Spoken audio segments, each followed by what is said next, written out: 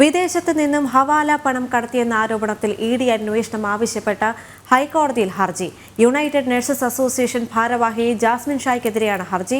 ഹർജിയിൽ ഹൈക്കോടതി ഇഡിയുടെ നിലപാട് തേടി. കരുവന്നൂർ കേസിലെ MK കണ്ണനുമായി ജാസ്മിൻ ഷായ്ക്ക് അടുത്ത ബന്ധമുണ്ടെന്നും ആരോപണമുണ്ട്. വിവരങ്ങളുമായി രേഷ്മ ബാബു ചേരുകയാണ്. രേഷ്മ, എന്തൊക്കെയാണ് വിവരങ്ങൾ?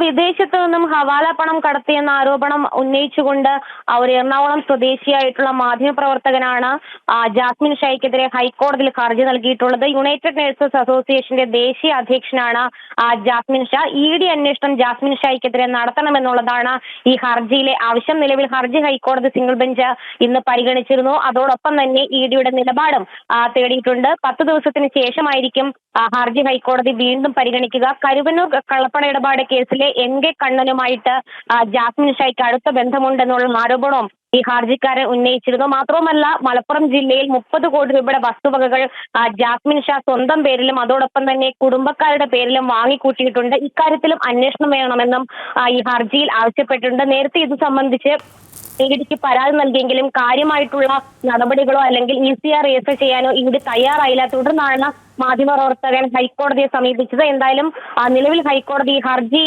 ഹർജിയിൽ ഇഡിയുടെ നിലപാട് തേടിയിട്ടുണ്ട്. അതോടൊപ്പം 10 ദിവസത്തിന് ശേഷം വീണ്ടും പരിഗണിക്കാനായി മാറ്റിയിട്ടുണ്ട്. നേരത്തെ ജാസ്മിൻ ഷായ്ക്കെതിരെ പണം തിരിമറി നടത്തിയെന്നുള്ള ഒരു കേസ് നിലനിൽക്കുന്ന ഒരു സാഹചര്യം കൂടി ഉണ്ട്.